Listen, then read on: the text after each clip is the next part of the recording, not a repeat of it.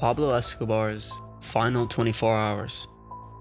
In 1993, the world held its breath as the hunt for Pablo Escobar reached its climax. The last 24 hours of the notorious drug lord's life were filled with tension, desperation, and a fateful phone call. Was his death a result of a dramatic showdown with his pursuers, or did he choose to end his own life? In this video, we'll explore the enigmatic last hour of the King of Cocaine.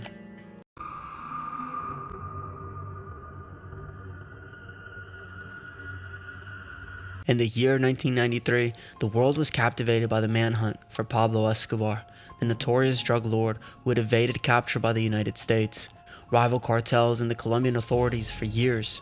However, the manhunt intensified. Escobar's world began to unravel. On December 1st, 1993, Pablo Escobar's life had taken a dramatic turn from the luxury and power that he once enjoyed. Just a day before his death, he marked his 44th birthday in a manner vastly different from his previous celebrations. In the years leading up to his pivotal moment, from 1983 to 1991, Escobar had been a relentless adversary of the United States, refusing extradition and wreaking havoc through a series of violent actions. During his period, Escobar's life had reached a surreal zenith within his custom-built prison, La Catedral. This facility, resembling more of a luxurious retreat than a prison, featured extravagant amenities, including a spa, sports field, a nightclub, casino, and even a private zoo. It was a gilded cage where the drug lord seemingly controlled his destiny. However, the seemingly impenetrable fortress could not protect them from the international outrage triggered by the two brutal executions within its confines. These executions prompted his escape from La Catedral, marking the beginning of his life as a fugitive. Escobar's birthday celebration on December 1st, 1993, stood as a stark reminder of a once mighty drug lord's swift and dramatic downfall, foreshadowing the events that would transpire in the last 24 hours of his life. During his life as a fugitive, Pablo Escobar's existence was characterized by a perpetual state of flight and constant relocation between his extensive network of haciendas scattered across Colombia.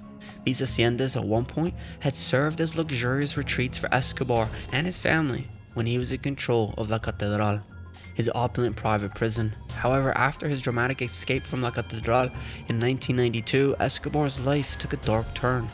The most poignant aspect of his period was the plight of his family. With Escobar's criminal empire crumbling, his loved ones became pawns in a dangerous game. The Colombian government, driven by a desire to capture the elusive drug lord, held his family hostage. The government's rationale was clear. They aimed to pressure Escobar into surrendering by threatening harm to his nearest and dearest. This coercive tactic added tremendous stress to Escobar's already tumultuous life. The situation became so dire that Escobar felt compelled to explore desperate measures to ensure his family's safety. Was his attempt to secure asylum for them in Germany. The rejection of their asylum application sent shockwaves to the family and added to Escobar's sense of impending doom.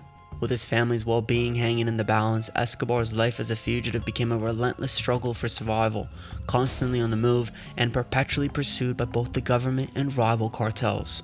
This atmosphere of danger and desperation would ultimately lead to the dramatic and fateful events of his last 24 hours. In the days leading to his demise, Pablo Escobar found himself in a perilous predicament. His family's safety had become a critical concern, as they were held hostage by the Colombian government in a bid to draw him out of hiding.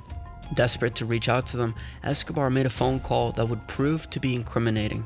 However, he was oblivious to the fact that the government agencies were meticulously monitoring their communication, including this particular call. This phone call was not just an ordinary conversation. It was an emotional lifeline for Escobar. His anxiety had been steadily intensifying as he realized that the walls were closing in on him. The rejection of asylum for his family in Germany came as a shocking blow. At this point, Escobar was not only battling the law enforcement agencies closing in on him, but also the realization that his loved ones were in grave danger due to his actions. The message he conveyed during this call was a poignant reflection of his desperation and dismay. It was a glimpse into the psychological turmoil that Escobar was experiencing in those final days. As he reached out to his family, he might have not fully comprehended the extent of the danger he was putting them in, believing that the call was a lifeline to those he cherished. As Pablo Escobar's drug empire grew, so did the number of individuals and groups who sought to bring him down. Among them were two particularly powerful adversaries, the Search Bloc and Los Pepes. The Search Bloc was a highly trained Colombian government task force specifically formed to track down and capture Pablo Escobar. Headed by Colonel Hugo Martinez, this group was comprised of 200 individuals who were not native to Medellin and did not have pre-existing ties to the city. This was a deliberate strategy to reduce the likelihood of infiltration or corruption. However, when the Search Bloc was first established in 1986, it faced immense challenges. Medellin, Escobar's stronghold, was essentially his own territory, and in the initial days of this formation, he managed to eliminate 30 of the Search Bloc's 200 members. Despite these early setbacks, Colonel Martinez refused to be swayed by Escobar's threats and maintain an unyielding pursuit of the notorious drug lord. In addition to the Search Bloc, there was another formidable force hunting Escobar, Los Pepes. This vigilante group was not affiliated with any official law enforcement agency. Instead, they were sponsored by rival drug cartels, particularly the Cali cartel, which saw Escobar as a significant threat to their own operations. Their tactics included public threats, bombings, and even public hangings of individuals associated with Escobar. Both the Search Bloc and Los Pepes were driven by a common objective to capture or eliminate Escobar, along with anyone connected to him. Their combined efforts represented a formidable threat to the once seemingly untouchable drug lord, and as their pursuit intensified, Escobar's options for escape or evasion grew increasingly limited. Their convergence of relentless adversaries ultimately played a pivotal role in the events leading up to Escobar's demise. The ticking time bomb represents a critical turning point in the last 24 hours of Pablo Escobar's life. At this stage, Escobar was on the run, hiding from law enforcement and rival cartels. While his family had become pawns in a high-stakes game, the Colombian government had decided to use Escobar's family as leverage, effectively holding them hostage to force him out of hiding into their grasp. This strategy created an unbearable psychological pressure on Escobar. He was no longer evading capture. He was now racing against time to ensure his family's safety. Every decision he made, every move he contemplated had life or death consequences for his loved ones. The government's strategy turned his world into a constant state of anxiety. He was aware that any misstep on his part could lead to the harm or even death of his family members. The knowledge that his family's well-being depended solely on his actions placed an immense burden on his shoulders. This situation pushed Escobar to the brink, forcing him into desperate measures. It added an extra layer of complexity to an already intense and perilous situation, making the outcome even more uncertain and dramatic. December 2nd, 1993, marked the fateful culmination of Pablo Escobar's life as a fugitive. On that day, he awoke to a meal prepared by his supportive aunt, setting the stage for what would be the most critical day of his life. The contrast between the luxurious life that he once led in his self-designed prison, La Catedral, and his current reality as a haunted fugitive was stark. Escobar's actions were pivotal. He made a crucial phone call to his son, Sebastián Marroquín, unaware that the call was being closely monitored and traced by the authorities. The seemingly innocent call would have far-reaching consequences. It exposed his location to the Search Bloc, the Colombian government's elite task force dedicated to capturing him. As the minutes ticked away, the search closed in on Escobar's location. He must have felt the walls closing in around him, the net tightening. Escobar was now cornered, and there was no escape. His choices were limited, and the looming confrontation with his pursuers became inevitable. The moment of reckoning had arrived for Pablo Escobar. What followed would be a dramatic and deadly showdown that would ultimately seal the fate of the most infamous drug lord in history. It was a day that would leave an undeniable mark on the annals of criminal history, as the world watched with bated breath to see how the final act in Escobar's life would unfold. The alternative version surrounding the death of Pablo Escobar offered a tantalizing twist to the official narrative. According to the official account, Escobar died in a violent rooftop shootout with the Search Bloc, a Colombian government task force determined to capture him.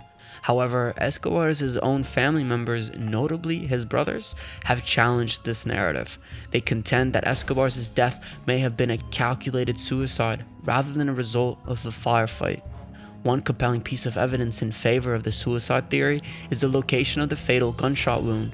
Escobar was found with gunshot wounds in his legs, torso, and most notably, his right ear. This last detail is crucial because, as Sebastian Marroquin, Escobar's son, has revealed, his father had taught him how to commit suicide in the event of capture, specifically by shooting oneself through the right ear. This raises the possibility that Escobar may have deliberately chosen to take his own life, rather than face capture and potential humiliation or torture at the hands of his enemies. While the suicide theory presented by the Escobars' family is provocative, it remains the subject of debate and speculation. Some argue that the wounds sustained during the rooftop shootout could be consistent with a firefight, while others believe that Escobar may have decided to end his life to protect his family from further harm. Ultimately, the true nature of Escobar's death remains a mystery, and these alternate versions add layers of complexity to the already enigmatic story of his demise. The last 24 hours of Pablo Escobar's life remained shrouded in mystery and controversy. Was his death the result of a desperate shootout with his pursuers, or did he choose to end his own life to protect his family? While the official account points to a violent confrontation, the claims made by Escobar's family raise intriguing questions. In the end, whether it was suicide or a showdown, the death of the notorious drug lord marked the end of an era and left an undeniable mark on the history of organized crime. Thanks again for watching, and stay tuned